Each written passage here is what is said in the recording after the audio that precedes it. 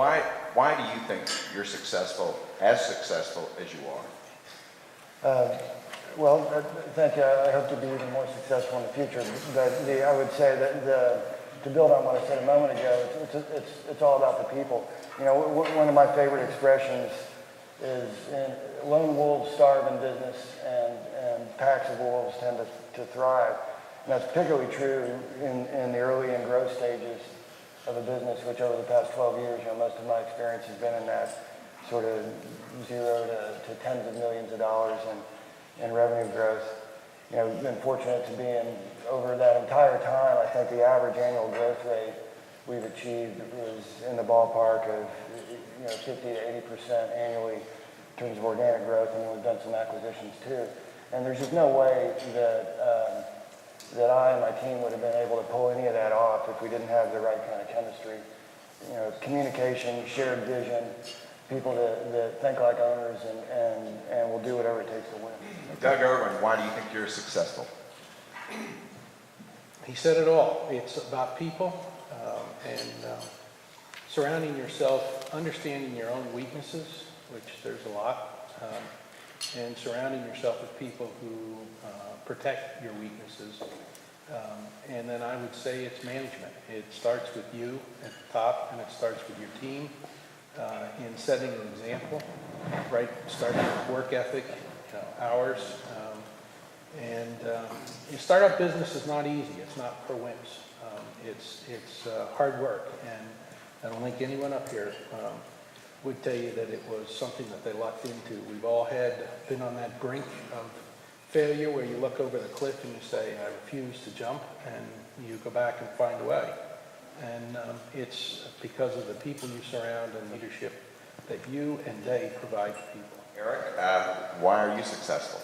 Well, in my case, it actually is because I'm just a genius, brilliant, I don't know, everyone just holds me back and I just carry everyone on my shoulders. No, I think,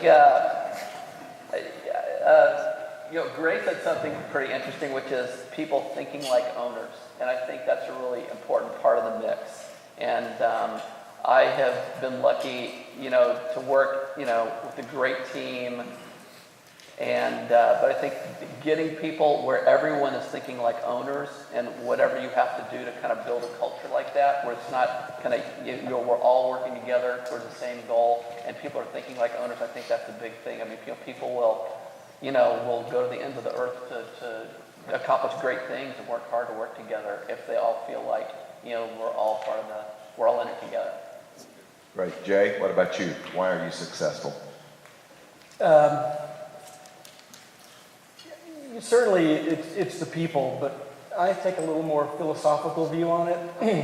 About 10 years ago, I had a situation that caused me to be more introspective about what is important to me. And I realized that understanding why you're in business is more important than what you're going to do or even what business you're in. And for me, the why is about I define my own success as the process of continuously improving. And that way I feel like every day I can be successful because I am improving myself, I'm improving my team, I'm improving the customer's experience, I'm improving communication between my manufacturers and the company, between the investors and myself. It's really all about waking up and figuring out what can you do differently to make yourself and everybody around you better. And when you can define your success as that process of improving, then you can be successful every day, irrespective of what the outcome is. Because even with failure, you learn something about yourself, you learn something about what you should not do, and that gets you closer to what you should do. So I think it's because we all have the mentality of that core value of experimenting without betting the farm, but experimenting with the point of figuring out just how to make things a little easier, a little more fun, and having, in our case, we want to make the process of buying blinds surprisingly easy and even exciting. So if we can work towards that mantra, that must-win of making things surprisingly easy and exciting, making ourselves better and everybody around us better, we're going to be successful. Real cool. Richard? The problem with going last is that the last guy's answer sounds like everyone else's answer. So I'm going to mix it up. So for me, I just had, we talked about Cyber Monday, and everyone was trying to buy. And so this past week during Thanksgiving, I was doing some online shopping, and I realized that the company that I was dealing with didn't actually understand what I was trying to do. And so I guess the answer to the question from my perspective is that if you understand your customer and what they want and what they need from you, and then in turn if you can provide that, I think that connection is magic. And so there's an old saying, I'm sure you guys have heard this and everyone else has heard this, that sales solves all problems. So I feel like that if you constantly strive to identify with your customer, have some empathy towards your customer, and try to deliver what the customer really wants, whether, because a lot of people think, I'm trying to buy this widget or whatever, and if you deliver that widget, things will be fine. But sometimes it's that whole journey, right? If, Apple, I think, has been really great in trying to understand that it's not just buying the iPhone, but the entire experience, the waiting for the iPhone, going to the store, buying the iPhone, then once you get it home, caring for the iPhone, make sure you don't drop it or scratch it. That whole experience is kind of part of that buying experience that people love, and then just kind of show it off to people. I got the new iPhone, right? So I think that Apple's done a really wonderful job of understanding what the customer really, really wants in their buying process. And I think that a lot of businesses kind of lose touch of that. They think they're in, cleaning carpets, that they think they're, changing oil, but really it's kind of like, it's about convenience or something else that's really driving their purchasing decisions. And I think that if you can really connect with the customer, that's kind of what, for me, is what drives success. And in the past, with my past successes, it definitely, when I can most identify with my customers, I would say it was one of the things that was most magical for me when I was kind of iterating and making these businesses work. And when I mentor and work with new entrepreneurs, when they tell me their story about what they think they want to do, if I don't feel like they understand what the customer truly wants, I make them go back home and do their homework again. But for me, it's all about the customer connection. I like a lot trying to get the team to think like an owner, and that sort of brings up this whole thing of the importance of culture. And the most incredible culture challenge that I've ever heard was one that Doug faced when he first took over the Planet and put together a group of people that were in Dallas and a group of people that were in Houston. And I think it's accurate to say the people in Dallas were not happy about that. Give us a little overview. How many people are from Houston? Well, I'm not. I've been here 15 years, and I'm told if you're not born in Texas, you can't be a Texan. But one thing that has amazed me was this disdain between Houston and Dallas. When we put these two companies together, they were equal-sized companies. Everyone's internet here in Houston and the Planet in Dallas. And originally, the headquarters was going to be in Dallas, and when they hired me, I said, I'm not moving to Dallas, I'm staying in Houston, my family's here. So when we told that to the people in Dallas, they were all dejected, and the papers up there wouldn't talk to me. And the papers here in Houston wanted to know how many jobs we're going to cut out of Dallas and move to Houston, and it was a big thing. When we named the company The Planet, the people here in Houston were all upset, and the guys in Dallas thought, yeah, he's seeing the light, it's unbelievable how they kept score going back and forth. I tried everything that, I'd learned from IBM and Northern Telecom and earlier entrepreneur deals, and nothing seemed to work.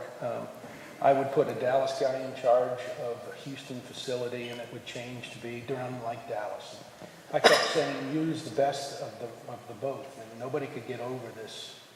So I finally came up with this idea that I'd had. It had been about 6 months, and I called the guys in Dallas and I said, be on the bus at 7:30 tomorrow morning. There'll be a bus, 4 of them outside your facility. I got 4 buses here in Houston, and we drove to the center point between Houston and Dallas. Anybody know where that is? Centerville. And it's Crockett. Centerville did not have a facility for it. And we found a gymnasium in Crockett, Texas, and I set it up as an auditorium. Brought everybody in, and we did a couple of funny things. But one thing that I said to them was that we got to get over this. What customers see is not Dallas. They don't see Houston. And I said, here's what customers see. And so I stopped the meeting, and I said, you 42 people outside. And then I sent 35 people, and then I sent 21, and then I sent, till everybody was outside, and they're all standing where they were told to stand.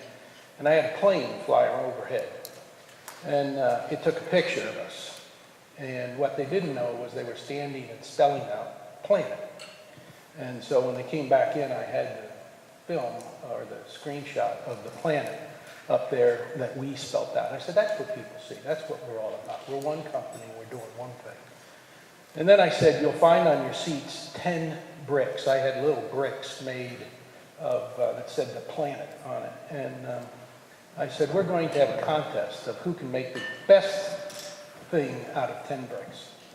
And we'll put it up on the internet. Everybody will vote. And whoever has the greatest, object, you can tell us where in the facilities you want it displayed. I'll come back to the report in a moment. And one guy raised his hand and said, well, you can't build anything with 10 bricks. And I said, that's right.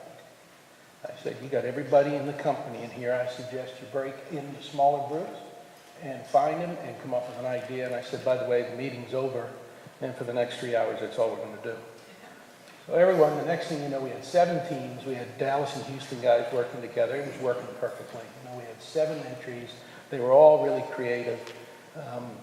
And the people who won were a combination of mostly Dallas folks, unfortunately, but they won. And where they decided to have this thing displayed was in the front foyer of the Houston place, so that the Houston people would know Dallas won. But it was a give and take, and it was one thing that I'll tell you, the most important thing, and created, make them think that they're owners, but really make them think about the customer and what we're trying to do. And the last example, I know I'm dragging on, that I'll give you is probably the greatest day in the life of the planet was the worst day. We had a situation occur, which my competitors were very happy. It was Saturday, it was 4:50, I'm walking out the door and taking my wife to the movies, and the phone rings and I hear 2 words in the message, explosion, data center. And those 2 words should never be in the same sentence. And apparently we had an explosion in one of our data centers up by the airport here in Houston. And we took down about 8,000 servers, which represented quite a few people around the world. And in a matter of hours, we had rebuilt the electrical room, which is where the explosion occurred, in the parking lot with material that was begged, borrowed, and I'm not sure how it got there. But when you went out there, you couldn't tell whether you were in Houston or in Dallas, because the Dallas people just jumped in the car and came down, and they were all over the data centers. They were all over trying to keep this thing. And this went on for 7 days. We were down for about 9 hours before we got our customers up. And it was unbelievable to see all of a sudden how a unfortunate situation unites people. And from that day on, there was never a question between. I'm not suggesting you have to explode something to have that happen, but it is an opportunity that I would tell you that had we not done all that groundwork before, it would not have happened.